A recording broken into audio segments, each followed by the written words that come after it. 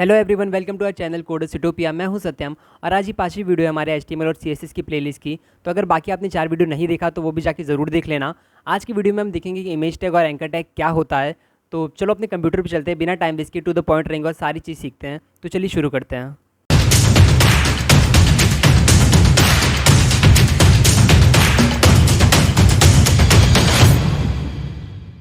चलो VS code में चले। उससे पहले मैं आपको बता दूं कि अगर अभी तक आपने मेरे चैनल को सब्सक्राइब नहीं किया तो सब्सक्राइब कर लो, बेल आइकन दबा दो। 4 वीडियो आ चुकी है तो जाके देख लो अगर आपने नहीं देखा है तो। चलो अब करते हैं ब्राउज़र बंद और खोलते हैं VS कोड। मैंने अपना यहाँ VS कोड खोल के रखा हुआ है। आपने पुरानी वीडियोज़ में देखा होगा कि मैंने वहाँ पे हेडिंग और पैराग्राफ बताए थे। तो क्योंकि ये 5वीं वीडियो है तो यहाँ पे हम एक फ़ोल्डर बना लेते हैं ट्यूट5 नाम का। ट्यूट5 नाम का हमने एक फ़ोल्डर बना लिया। अब इस फोल्डर के अंदर हम जल्दी से एक फाइल बनाएंगे index.html, जहाँ पे हम सारी अपनी प्रैक्टिस करेंगे और देखेंगे इमेज और ये एंकर टैग क्या होते हैं। मैंने index.html नाम का एक फाइल बना लिया। मैं एक्सप्लोरर को बंद कर दे रहा हूँ। यहाँ पे आ चुका है फाइल मेरा। अब करना क्या है, शिफ्ट और 1 दबाऊंगा। जैसे ही मुझे एक्सक्लेमेशन मार्क मिल जाएगा, ऑटो सजेशन एमिट मैंने आपको पहले बताया हुआ था, ठीक है। टाइटल में जाऊँगा, पहले मैं टाइटल चेंज कर दूंगा। जो आज हम सीखेंगे वो टाइटल डाल देते हैं। तो आज हम सीखने वाले क्या है, image and links.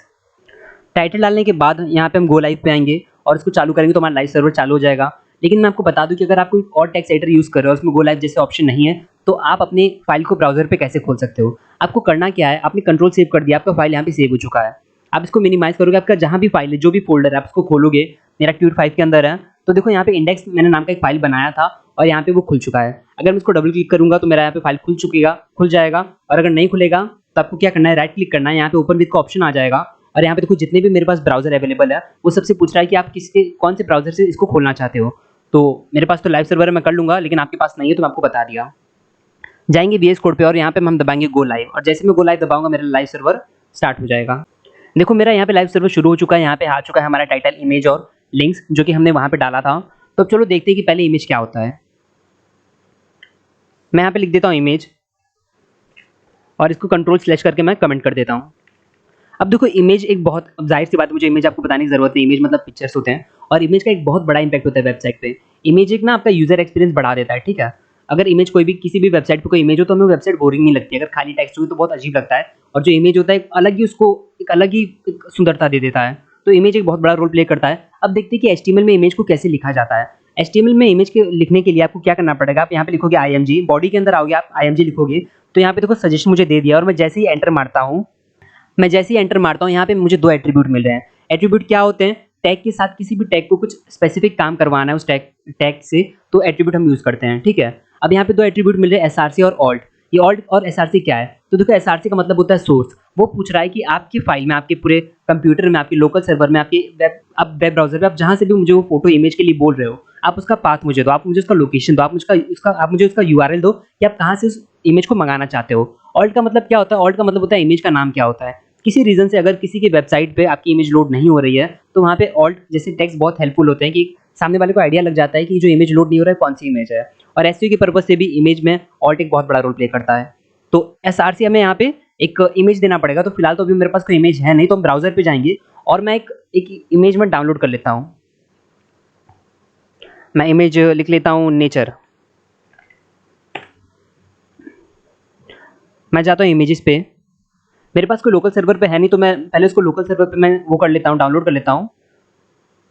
Local server में डाउनलोड कर लेता हूँ और बाद में मैं आपको दिखाऊंगा। उसके बाद मैं आपको वेब ब्राउजर से भी दिखाऊंगा किसी और सर्वर से हम कैसे इमेज को अपने फाइल पे, अपने वेब पेज पे दिखा सकते हैं।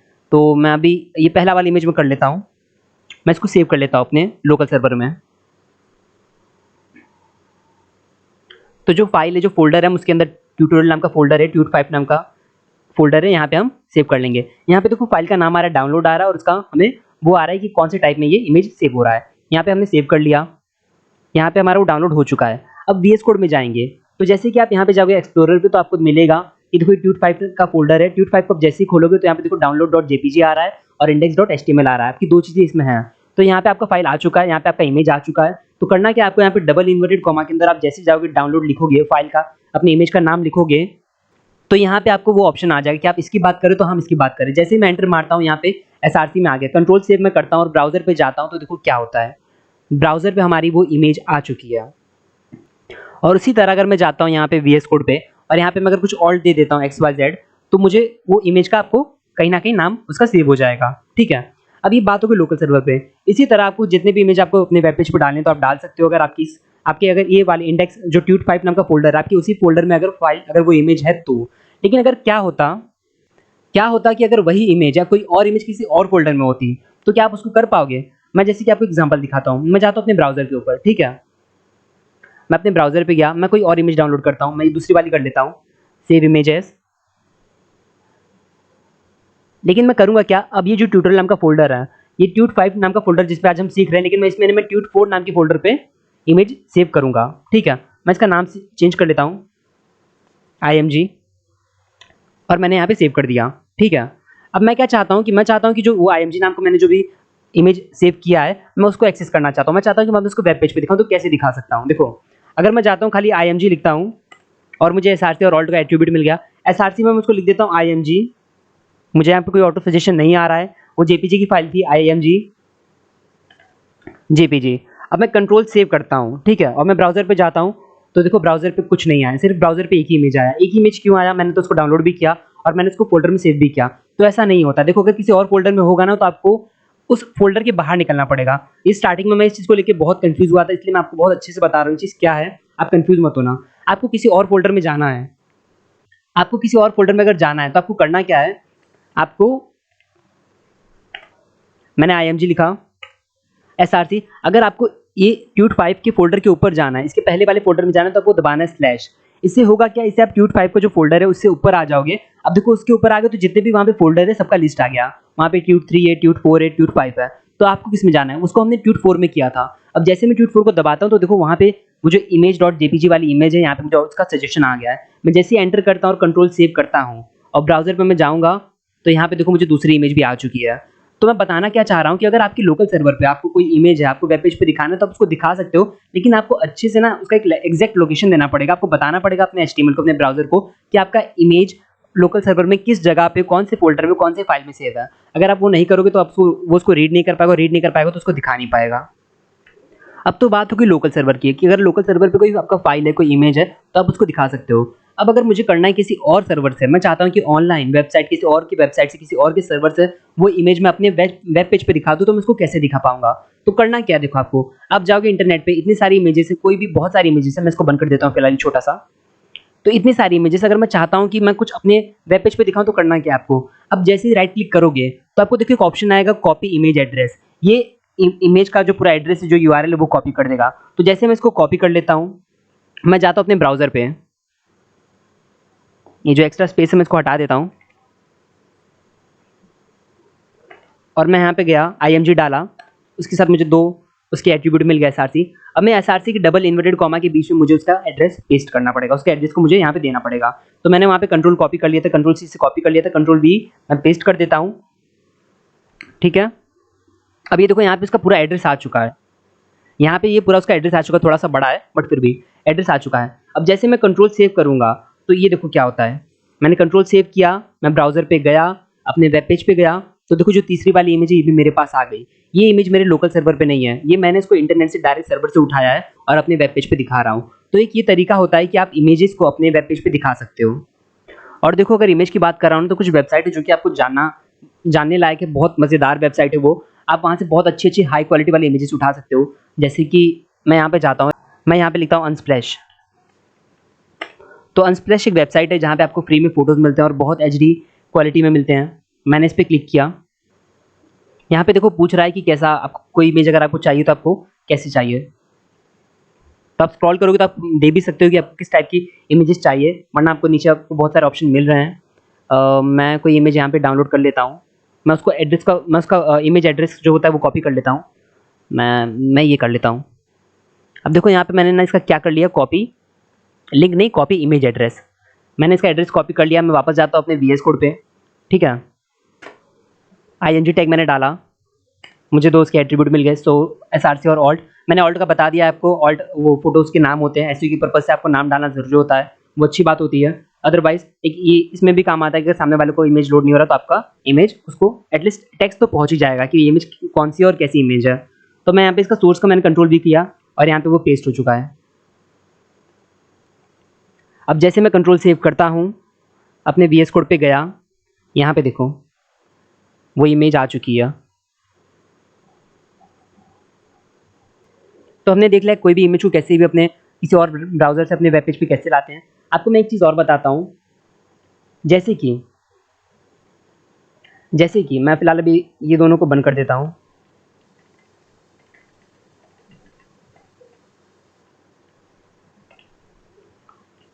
मैंने हटा दिया, अब वो मेरे वेब पेज से भी चला गया होगा।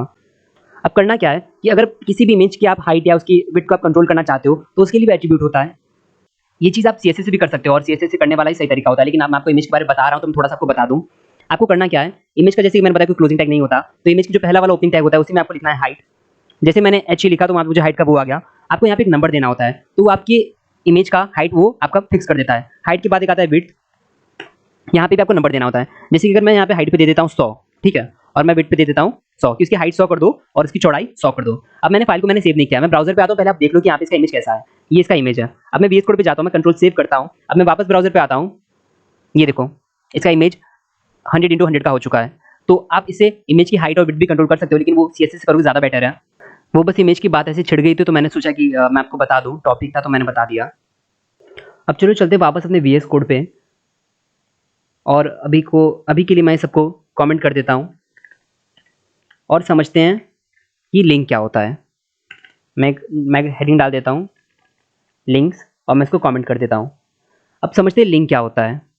तो देखो लिंक ना एक ऐसी चीज़ होती है जहाँ पे आप क्लिक करते हो तो आप एक जगह से दूसरी जगह पे चले जाते हो, आप एक पेज से दूसरे पेज पे चले जाते हो, ठीक है। अभी जो लिंक होता है ये टेक्स्ट भी हो सकता है, आपका इमेज भी हो सकता है, आपका कुछ भी हो सकता है। तो अब चलो देखते हैं कि ये जो लिंक होता है हम इसको HTML के में कैसे लिख सकते हैं।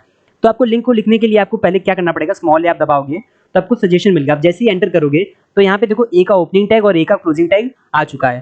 जैसा कि मैंने पुरानी वीडियोस में बताया था कि ओपनिंग टैग और क्लोजिंग टैग के बीच में आप जो भी लिखोगे वो ब्राउजर पे आपको दिखेगा और ब्राउजर भी इसको रीड कर पाएगा। तो जो ए टैग का ओपनिंग टैग और जो क्लोजिंग टैग है इसके बीच में अगर मैं कुछ भी लिखता हूँ, मैं यहाँ पे कुछ भी लिखता हूँ तो वो मुझे ब्राउजर पे दिखेगा, और अगर मैं उस पर क्लिक करता हूँ तो मैं किसी और वेब पेज पे चले जाऊँगा। अब किस वेब पेज पे जाना है वो हम कैसे बताएंगे। तो करना क्या है, यहाँ पे देखो यहाँ पे ए के साथ एक href नाम का एट्रीब्यूट है। href का मतलब होता है, h का मतलब होता है हाइपरटेक्स्ट और ref का मतलब होता है रेफरेंस, ठीक है। तो यहाँ पे आपको पूरा URL देना पड़ेगा कि आप सामने वाले यूजर को भेजना कहाँ पे चाहते हो। अगर मैं यहाँ पे गूगल का दे देता हूँ तो इस टेक्स्ट के ऊपर जो भी क्लिक करेगा तो गूगल के ऊपर चला जाएगा। मैं आपको करके दिखाता हूँ। जैसे कि मैंने यहाँ पे लिख दिया, ये जो मैं टेक्स्ट इसको बंद कर देता हूँ और मैंने यहाँ पे लिख दिया क्लिक हियर, ठीक है। अब मैंने कंट्रोल सेव कर दिया, मैं जाता हूँ ब्राउजर पे। मैंने अभी तक कोई URL दिया नहीं, मैं आपको दिखाता हूँ। मैं गया ब्राउजर पे तो ये क्लिक हियर का देखो यहाँ पे आ गया, ये ब्लू कलर में आ रहा है, हम लोग को साफ मालूम पड़ रहा है कि लिंक है। अब मैं जैसे इसको क्लिक करता हूँ तो देखो कुछ नहीं हो रहा है, मैं कहीं नहीं जा रहा हूँ, मैं उसी पेज पे वापस रीडायरेक्ट हो जा रहा हूँ। लेकिन अगर मैं जाता हूँ यहाँ पे मेरे पास अनस्प्लैश की वेबसाइट है, मैं इसी का लिंक कॉपी कर लेता हूँ। मैं गया, मैंने इसका लिंक कॉपी कर लिया। अब मैं जाता हूँ वापस अपने VS कोड पे, और यहाँ पे जो href का जो डबल इन्वर्टेड कॉमा है, equal to double inverted comma है, इसके बीच में अपना लिंक डाल देता हूँ। अब यहाँ पे देखो उसका URL आ चुका है। अब मैं जैसे ही कंट्रोल और सेव करता हूँ, कंट्रोल सेव मैंने दबाया, मैं वापस ब्राउजर पे गया, अपने टैब पे गया, और मैं जैसे ही क्लिक हियर दबाऊंगा तो देखो यहाँ पे क्या होता है। मैंने यहाँ पे दबाया क्लिक, और यहाँ पे देखो अनस्प्लैश की वेबसाइट खुल चुकी है। इसी तरह से हम कोई और भी लिंक, मैं जैसे इसको कॉपी कर लेता हूँ, कंट्रोल C किया मैंने, यहाँ पे मैंने कंट्रोल V किया, ये जो अनस्प्लैश है इसकी जगह मैं कुछ और लिंक दे देता हूँ। मैं लिख देता हूँ फेसबुक, ठीक है। और जो क्लिक किया है मैं भी इसको चेंज कर देता हूँ। मैं यहाँ पे क्या लिख देता हूँ, मैं उसका शॉर्ट फॉर्म FB लिख देता हूँ। अब मैंने कंट्रोल सेव किया, मैं गया अपने ब्राउजर पे, मैं इसको वापस बैक करता हूँ। मैंने सेव किया था, कंट्रोल सेव, हाँ। तो देखो यहाँ पे क्लिक किया और फेसबुक का दोनों का लिंक आ गया है। अब मैं जैसे इस पर क्लिक करूँगा तो क्या होगा, ये देखो फेसबुक का जो लॉगिन पेज है हमें खुल के मिल चुका। इसी तरह आप ट्विटर, यूट्यूब, आप जो भी चाहो आप वो सब कर सकते हो। कंट्रोल V किया, मैं स्प्लैश की जगह लिख देता हूँ यूट्यूब। कंट्रोल सेव किया, मैं वापस अपने ब्राउज़र पे गया, इसको बैक किया। अच्छा यहाँ पे देखो क्लिक किया का मैंने यहाँ पे नाम नहीं चेंज किया इसका, मैं इसका नाम चेंज कर देता हूँ यूट्यूब। कंट्रोल सेव किया मैंने, तो यहाँ पे देखो यूट्यूब का लिंक आ चुका है। अब मैं जैसे इसको क्लिक करूँगा तो क्या होगा, मेरा यूट्यूब का जो होम पेज है वो खुल जाना चाहिए, जो कि खुल भी गया। देखो पहला वीडियो आ गया है, अब आ गया तो बता दूं, अगर आपने अभी तक सब्सक्राइब नहीं किया तो कर लो, लाइक नहीं किया तो लाइक कर लो, वीडियो नहीं देखा तो वीडियो देख लो। तो चलो चलते वापस अपने ब्राउज़र पे। अब एक चीज़ मुझे आपको और बताना है लिंक के बारे में, कि अगर मान लो मैंने यहाँ पे मैंने यूट्यूब का मैंने लिंक डाला, मैं यूट्यूब का हटा देता हूँ। मैंने यहाँ पे एक लिंक डाल दिया, किसका? मैंने डाल दिया गूगल का, ठीक है, गूगल। और जो फिलहाल अभी ये दोनों है, मैं इसको कमेंट कर देता हूँ, कंट्रोल और स्लैश से है। अब मैं कंट्रोल सेव करता हूँ, मैं अपने ब्राउज़र पे गया वापस, इसको मैं बैक करता हूँ, शायद सेव नहीं हुआ, कंट्रोल सेव किया, यहाँ पे देखो क्लिक हियर आ गया। अब मैं जैसे इसको क्लिक करता हूँ तो क्या हो रहा है कि मेरे इसी टैब पे, इसी पेज पे मेरा जो गूगल का वेबसाइट है वो खुल जा रहा है। लेकिन मैं क्या चाहता हूँ कि नहीं, गूगल का पेज यहाँ पे ना खुले, मेरे एक नए टैब में खुले। मैं क्या चाहता हूँ कि वो गूगल का जो पेज है वो नए टैब में खुले। तो अब उसके लिए हम क्या कर सकते हैं? उसके लिए हम जाएंगे वापस अपने VS कोड पे। तो लिंक में एक एट्रीब्यूट होता है टारगेट नाम का। जैसे कि मैंने बताया आपको, एट्रीब्यूट जो होता है वो आपको टैग के जो ओपनिंग टैग होता है उसमें लगाना पड़ता है। तो ओपनिंग टैग में वापस आ जाएंगे, यहाँ पे हमारा जो href वाला एट्रीब्यूट खत्म हो रहा है, हम एक टारगेट लिखेंगे, ठीक है। अब जैसे हम टारगेट लिखेंगे तो हमें यहाँ पे ऑप्शन मिल गया। तो अगर आप क्या करोगे, ब्लैंक करोगे, सेल्फ जो डिफॉल्ट होता है, सेल्फ होता है कि आप उसको डाल दोगे तो आप ही के जो करंट जो आपका टैब उसी में खुलेगा। लेकिन अगर आप ब्लैंक डालते हो, मैंने कंट्रोल सेव किया, और मैंने कंट्रोल सेव किया, मैं ब्राउज़र पे गया, वापस गया, तो देखो अब जैसे मैं इस लिंक पे क्लिक करूंगा ना, तो ये वाला जो गूगल का पेज है मेरे इस पेज में, इस टैब में नहीं खुलेगा, बल्कि एक नए टैब में खुलेगा। मैंने यहाँ पे क्लिक किया तो ये देखो गूगल मेरा एक नए टैब में खुल गया। मेरा ये वाला टैब वैसा का वैसा ही है। तो ये टारगेट एट्रीब्यूट होता है। आप चाहोगे तो आप वो पर्टिकुलर जो टैब है उसको आप वैसे ही रहने दे सकते हो। आप चाहते हो तो यूज़र एक नए टैब में भी चला जाएगा, नए टैब में आपके वाले पेज को खोलेगा जहाँ पे आप उसको भेजना चाहते हो। तो देखो अब हमने लिंक के बारे में जान लिया है, और हमने एक टारगेट एट्रीब्यूट है वो भी देख लिया है। तो इसको अब करते हैं कमेंट। और मैं आपको एक और चीज़ बताता हूँ कि लिंक की मदद से आप क्या कर सकते हो, ठीक है। अब मैं क्या चाहता हूँ कि जो मेरे कंप्यूटर में जो लोकल सर्वर है, जैसे कि मैंने आपको दिखाया था इमेज में कि मेरे लोकल सर्वर में कोई इमेज है, मैंने आपको उसको वेब पेज पे लोड करके दिखाया था। मैं क्या चाहता हूँ कि यही कंप्यूटर सर्वर में कोई और फोल्डर हो, कोई और फाइल हो, मैं उसको चाहता हूँ कि मैं उसको वेब पेज पे दिखाऊँ। तो हम उसको कैसे लिंक कर सकते हैं? ब्राउज़र को तो समझ आता है कि हर एक ब्राउज़र का, हर एक वेब पेज का कोई ना कोई यूआरएल होता है इसका। जैसे यूआरएल फेसबुक का, अनस्प्लैश का, गूगल का, तो हमने वो कर दिया। लेकिन अगर मैं चाहता हूँ कि कोई फाइल में, पर्टिकुलर फाइल में चाहता हूँ कि उसको वेब पेज पे दिखाऊँ, तो कैसे करना पड़ेगा? तो आपको करना है कि आप जैसे ए टैग लिखोगे, अब जैसे ए टैग लिखोगे, एंटर मारोगे, href आपका एट्रीब्यूट आ गया है। तो जैसे आप इमेज पे गए थे, आपको इमेज के एक फ़ोल्डर से बाहर आना था, एक फ़ोल्डर से बाहर आना था, तो आपको वही जो टेक्निक है वो यूज़ करना पड़ेगा। आपको क्या करना पड़ेगा, आपको स्लैश लगाना पड़ेगा। अब जैसे ही स्लैश लगाओगे तो आपको देखो सारा फ़ोल्डर जो है, फिलहाल अभी हम ट्यूट 5 में थे, तो उसके हम बाहर आए तो ट्यूट 4, ट्यूट 3, ट्यूट 5 जितने भी सारे फ़ोल्डर हमारे पास आ गए। अब इसमें से आप कौन-सी चीज़ें दिखाना चाहते हो? तो अभी हम ट्यूट 5 में, मैं ट्यूट 4 में जाता हूँ, और ट्यूट 4 में जो index.html मैं उसको दिखाना चाहता हूँ, ठीक है। मैंने एंटर किया, तो जो कि हमने पुरानी वीडियोज़ में देखा था हेडिंग के बारे में, पैराग्राफ के बारे में, हमें वो फाइल मिलेगी। अब कैसे मिलेगी वो देखो। फिलहाल मैं ओपनिंग टैग और क्लोजिंग टैग के बीच में कुछ डाल देता हूँ, जिस पे हम क्लिक करें। अब कुछ रहेगा नहीं क्लिक करने की, तो क्लिक कहाँ पे करोगे, और जब करोगे नहीं तो जाओगे कहाँ से? तो मैं डाल देता हूँ कि मैं एक हेडिंग डाल देता हूँ, क्योंकि जो वो फाइल है वो हेडिंग मैंने इसको बताया था, मैं हेडिंग डालता हूँ। अब मैंने कंट्रोल सेव किया, मैं जाता हूँ अपने ब्राउज़र के ऊपर, यहाँ पे देखो हेडिंग करके टेक्स्ट आ रहा है। अब मैं जैसे इस पर क्लिक करूँगा तो मेरा जो पुराना वाला फाइल है वो खुल जाएगा। मैंने यहाँ पे क्लिक किया, तो ये देखो मैंने यहाँ पे बताया था H1, H2, H3, H4, जो मेरे पुराने वाले ट्यूटोरियल थे, ये पैराग्राफ होता है, और मैंने यहाँ पे BR लगाया था, HR लगाया था। तो ये वाला जो आ गया, वो वाला फाइल है, हम यहाँ पे इंटरनली, इसको हम इंटरनल लिंक बोलते हैं, कि इंटरनली हमने अंदर ही अंदर वो वाली फाइल को ये वाली फाइल से हमने लिंक कर दिया है। तो इसी तरह आपके फोल्डर में, आपके पूरे लोकल सर्वर में कोई भी फोल्डर हो, कोई भी फाइल हो, अगर आप चाहते हो लिंक करना, तो आप इसको बड़े आसानी से लिंक कर सकते हो। इमेज की तरह ही होता है। आपको करना क्या होता है, आपको बस उसका एग्जैक्ट लोकेशन देना पड़ता है, आपको लोकेशन देना आना चाहिए। अब देखो मैं आपको एक और चीज़ बता दूँ कि एब्सोल्यूट यूआरएल और रिलेटिव यूआरएल क्या होता है। देखो एब्सोल्यूट यूआरएल जो ये टर्म है, इसका मतलब होता है कि पूरा एक यूआरएल होता है। जैसे कि आपका ये अनस्प्लैश है, ये फेसबुक है, ये हो गया। जैसे अब ऐसे यूआरएल होंगे जो आपके लोकल सर्वर पे होंगे, हम उनको रिलेटिव यूआरएल बोलेंगे। ये टर्म था, इसमें था, तो मैंने आपको सोचा बता दूं नॉलेज के लिए, तो मैंने आपको बता दिया।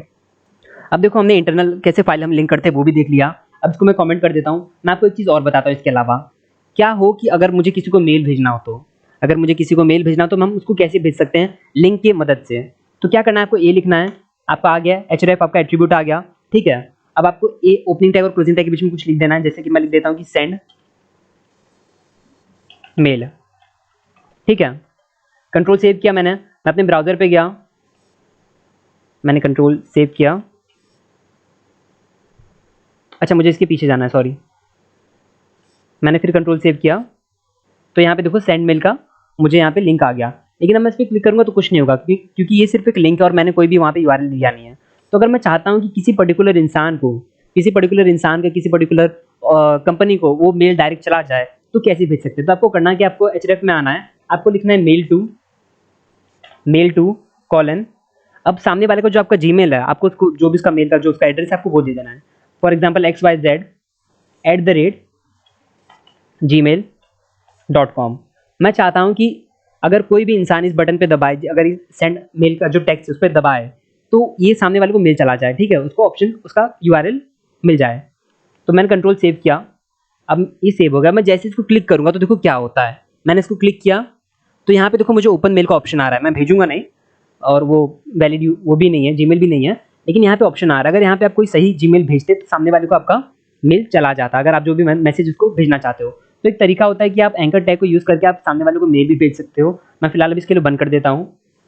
और एक चीज़ और देख लेते हैं इसके अलावा, इसको कर देते हैं कॉमेंट।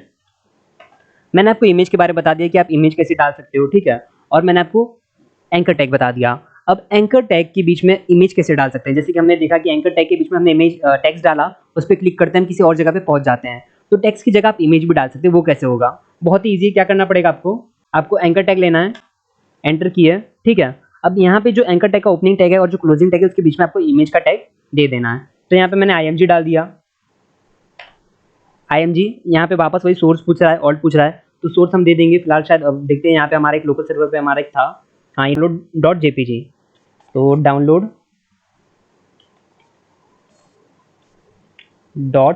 .jpg यहाँ पे मुझे इसने दे दिया सजेशन, मैं एंटर कर दिया, ठीक है। अब मुझे भेजना कहाँ पे उसको, मैं गूगल को कॉपी कर लेता हूँ। मैं चाहता हूँ कि उसको यहाँ पे भेज दिया जाए, कंट्रोल C किया, कंट्रोल V कर दिया, ठीक है। और इसी के साथ मैं क्या चाहता हूँ कि जो भी अब नया वाला पेज खुले, नया वाला गूगल खुले, वो मेरे ये वाले टैब में नहीं, मेरे दूसरे वाले टैब में खुले। तो मैं क्या करूँगा, टारगेट यूज़ कर लूँगा और मैं लगा दूंगा ब्लैंक। सेल्फ डिफॉल्ट होता है, ब्लैंक करेंगे तो नए टाइप पे चला जाएगा। एंटर किया, ठीक है, मैंने कंट्रोल सेव कर दिया। अब चलते हैं ब्राउजर पे। तो देखो ब्राउजर पे जैसे ही गया तो यहाँ पे मेरा इमेज आ गया। अब आप एक चीज़ नोटिस कर रहे हैं कि अभी तक जो मेरा कर्सर आप देख रहे हैं, तो ये कर्सर अभी नॉर्मल कर्सर है, लेकिन जैसे मैं इमेज पे लेके जा रहा हूँ ये पॉइंटर में कन्वर्ट हो जा रहा है।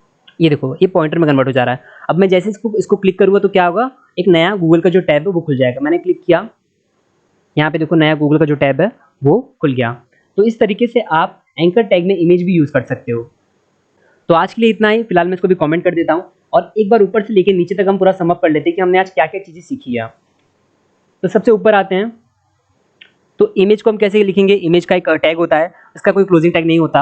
आपको इमेज में दो एट्रीब्यूट मिलते हैं, SRC और ऑल्ट। SRC में आपको उसका पाथ देना पड़ता है, उसका URL देना पड़ता है कि आप कहाँ से उठाना चाहते हो। लोकल सर्वर से उठाना चाहते हो तो वो भी दे सकते हो, या वेब ब्राउजर से आप किसी और सर्वर से उठाना चाहते हो तो वो भी दे सकते हो। ऑल्ट में आपका वो होता है, उसका नाम होता है कि अगर कभी किसी रीज़न से फोटो या इमेज अगर लोड नहीं होती है तो आप उसका नाम लिख सकते हो, ठीक है। ये इमेज SRC हो गया। आप जैसे कि यहाँ पे देखो मैंने लोकल सर्वर से उठाया है। हाइट और विड्थ दो एट्रीब्यूट होता है, जिससे आप उसका साइज उसका बता सकते हो कि आप कितना हाइट चाहिए, कितना विड्थ चाहिए। आप इसको CSS से भी कंट्रोल कर सकते हो, यहाँ से कर रहे हो तो भी कोई बात नहीं, ठीक है। उसके बाद आते हैं लिंक के ऊपर। लिंक हम कैसे लिख सकते हैं? लिंक में हमें एंकर टैग यूज़ करना पड़ता है, A टैग होता है। A के साथ हमें एक href नाम का एट्रीब्यूट मिलता है, और A का ओपनिंग टैग होता है और A का क्लोजिंग टैग होता है, ठीक है। ओपनिंग और क्लोजिंग टैग के बीच में आप जो भी लिखोगे वो आपका टेक्स्ट रहेगा, उस पर आप क्लिक करोगे और जैसे कोई यूजर क्लिक करता है तो सामने वाले पेज पे वो चला जाता है। ये हो गया इसका एंकर टैग। एंकर टैग के बाद एक टारगेट होता है ब्लैंक वाला। आप चाहते हो कि अगर वो करंट टैब में ना खोले, कोई और टैब में खोले, तो किसी और टैब में भी जा सकता है। और फिर टारगेट के बाद हम आते हैं कि आप किसी को मेल भी भेज सकते हो, आप किसी को भी मेल भेज सकते हो अपने एंकर टैग को यूज़ करते हुए। और एंकर टैग की हेल्प से आप किसी इमेज को डाल सकते हो, और इमेज पे कोई अगर इंसान क्लिक करे तो एक नए पेज पे, नए डॉक्यूमेंट पे, नए टैब पे आप जहाँ भी इसको भेजना चाहो वहाँ पे वो चला जाए। तो आज के लिए इतना ही। तो ये थी हमारी आज की वीडियो, जहाँ पे हमने देखा इमेज टैग क्या होता है, एंकर टैग क्या होता है, और उसके साथ ही साथ हमने उसके एट्रीब्यूट भी देखे।